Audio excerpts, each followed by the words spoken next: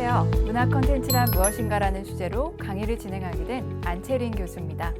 우리에게 문화 콘텐츠라는 표현은 참 익숙합니다. 관련 업계에서 일을 하거나 전공을 하지 않는 사람이더라도 문화 콘텐츠 하면 대략적으로 어떤 것이겠구나 짐작은 하실 겁니다. 아마도 최근에 세계적인 관심을 받고 있는 방탄소년단이나 글로벌 미디어 시장에서 사랑받고 있는 많은 한국 작품들을 떠올리시겠죠.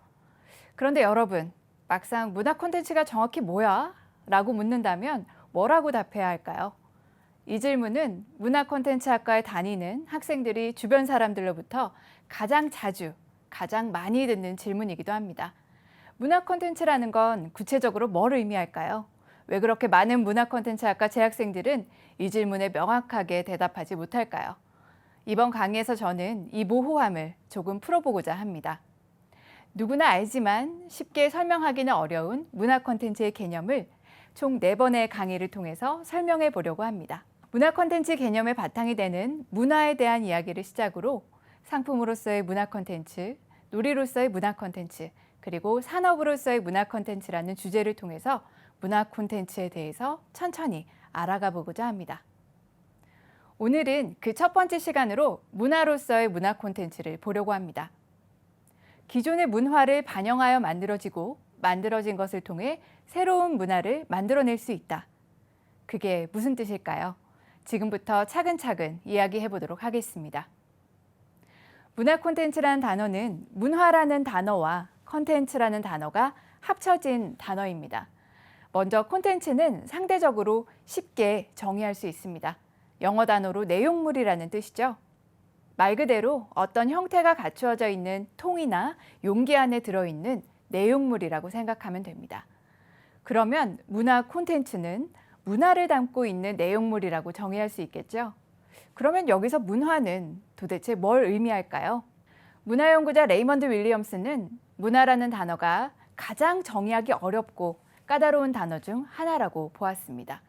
정말 그렇습니다. 참 익숙한 단어인데 막상 누군가가 문화가 뭐야? 라고 물어보면 쉽게 대답하기가 어려워집니다. 그렇다면 문화 콘텐츠라는 개념 속의 문화라는 것을 어떤 의미로 이해하는 것이 좋을까요? 먼저 문화라는 단어의 어원으로 거슬러 올라가 보겠습니다. 문화, 영어로 컬처는 라틴어 꼴로레에서 파생되었다고 합니다. 농작물을 경작하거나 재배한다는 뜻이라고 알려져 있죠. 이후에 문화라는 단어는 인격, 학문의 활용, 기술 향상 등의 뜻으로 확장되었습니다. 이런 의미가 벌써 다양해지는데요. 여기서 키워드는 인간의 활동이라고 제시하고 싶습니다. 가만히 두면 저마다의 방식으로 살아갈 자연에 인간이 다가가서 농사를 짓기 시작합니다. 땅을 갈고 씨를 뿌리고 물을 주고 때로는 비료도 뿌리겠죠. 계속 하다 보면 어떻게 해야 농작물이 더 잘 자랐는지 알게 되고 지식과 노하우가 쌓여갑니다. 그렇게 알려진 방식을 좀 더 많은 사람들이 조금씩 따르게 되고 그러다 보면 자연스럽게 사람들이 농사를 짓는 문화라는 게 생기게 되겠죠. 이것처럼 문화는 인간의 활동에서 생겨나기 시작하고 많은 사람들이 이걸 공유하고 계속 실천해 나가면서 하나의 문화가 자리 잡혀 간다고 볼 수 있습니다. 이런 문화의 개념을 생활 양식으로서의 문화라고 합니다. 지역 문화, 한국 문화, 선거 문화 등의 표현에서 쓰는 문화와 유사한 의미라고 할 수 있겠습니다. 그래서 생활 양식으로서의 문화 개념은 인간이 특정 사회에서 생각하고 행동하고 교류하는 방식입니다. 누구나 자연스럽게 특정 사회 속에서 살아가다 보면 알게 되고 습득하게 되는 것이죠. 예를 들어서 세계 각국의 화장실 문화를 생각해 볼 수 있습니다. 휴지를 쓰는 게 당연한 나라도 있지만 물을 사용해서 뒤처리를 하는 것이 자연스러운 나라도 있습니다. 화장실 바닥에 카펫이 깔려있는 나라가 있는가 하면 또 어떤 나라에는 칸막이 없이 여러 사람들이 동시에 공중 화장실을 쓰게 되어 있기도 합니다. 자신이 속한 사회의 문화는 아주 자연스럽게 느껴지지만 그렇지 않은 나라의 문화는 어색하기도 하죠. 그래서 같은 문화를 공유하고 있는 사람들은 서로를 이해하기가 쉬워져서 결속하게 됩니다. 영국 가수 스팅의 잉글리시맨 인 뉴욕이라는 노래가 있습니다. 노래 가사를 보면 영국과 미국의 식생활 문화가 담겨 있어요. 난 커피가 아니라 차를 마시죠. 토스트는 한쪽만 익힌 게 좋아요. 내 발음을 들어서 알겠지만 난 뉴욕에 온 영국 사람입니다. 노래 한 구절로도 서로 다른 사회 문화 차이에 대해서 생각해 볼 수 있습니다. 이러한 문화는 너무 자연스러워서 원래 그랬던 것 같지만, 그리고 타고나는 것 같지만 사실은 사회화가 되어가는 과정에서 자연스럽게 학습하게 되는 것이고요. 절대 변하지 않을 것 같지만 계속해서 변화하는 것이기도 합니다. 문화 콘텐츠는 바로 이러한 생활 양식으로서의 문화가 반영되어 있는 콘텐츠입니다. 콘텐츠는 앞서서 내용물이라고 말씀드렸었죠. 이 내용물은 어떤 그릇에 담기느냐에 따라서 다양한 장르로 표현이 됩니다. 애니메이션, 캐릭터, 공연, 음악, 게임 등의 다양한 장르들이 그릇이라면 그 안에 내용물이 문화 콘텐츠인 것이죠. 문화 콘텐츠는 문화를 반영하고 있기 때문에 특정 문화를 공유하고 있는 사람들에게 더욱 쉽게 다가가게 되고요. 문화적 맥락을 기반으로 공감을 일으켜서 경제적 가치를 창출하게 됩니다. 그리고 표현하는 과정에서 정보 데이터와 같은 지식과 네트워크, 플랫폼과 같은 기술 환경을 활용하게 되죠. 문화 콘텐츠 산업의 범위와 호칭은 나라마다 조금씩 다른데요. 한국에서는 문화 콘텐츠 산업, 영국은 창조 산업, 그리고 미국에서는 미디어 엔터테인먼트 산업이라고 부릅니다.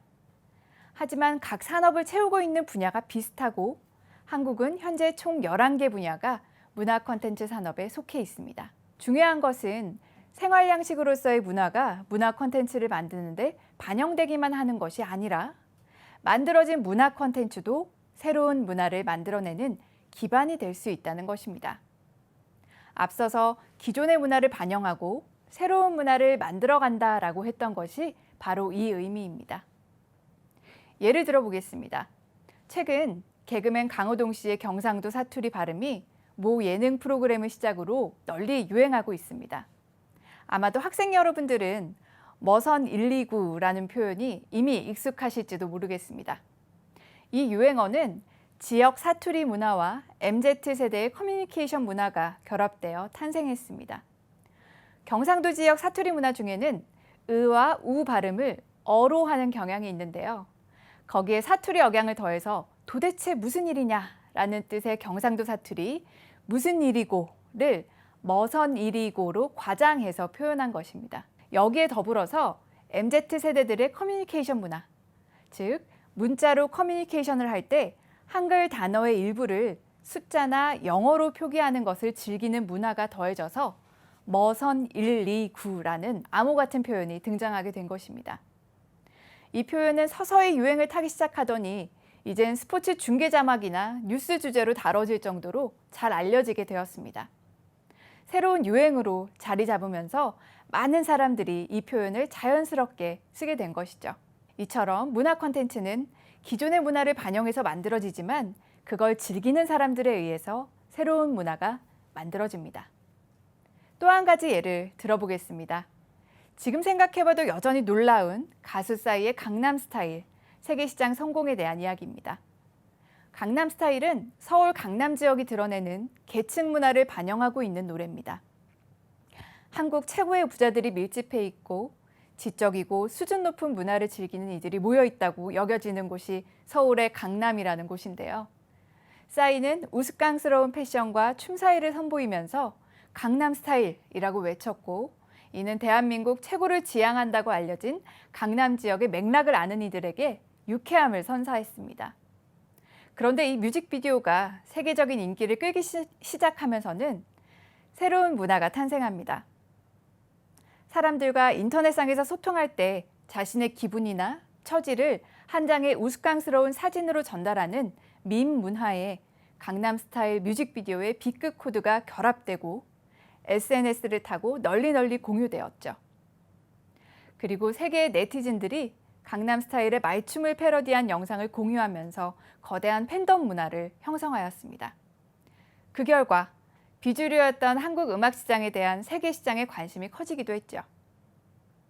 기존의 문화 코드를 반영하여 만들어진 문화 콘텐츠가 널리 공유되면서 새로운 문화를 만들어낸 예시라고 볼 수 있습니다. 이것이 문화 콘텐츠의 가장 중요한 특성이라고 할 수 있겠습니다. 이처럼 어떤 문화 콘텐츠가 우리가 살아가는 사회의 문화들을 잘 반영하고 드러내면 소비자들의 공감을 이끌어냅니다. 이때 소비자들은 단순히 주어진 콘텐츠를 즐기기만 하는 것이 아니라 저마다의 즐기는 방식들을 만들어가고 새로운 오디언스 문화를 개척해가죠. 그래서 문화 콘텐츠는 문화를 반영하고 새로운 문화를 만들어내는 콘텐츠라고 정의할 수 있습니다. 다음 시간에는 문화 콘텐츠 상품의 특징을 조금 더 구체적으로 알아보도록 하겠습니다. 시청해 주셔서 감사합니다.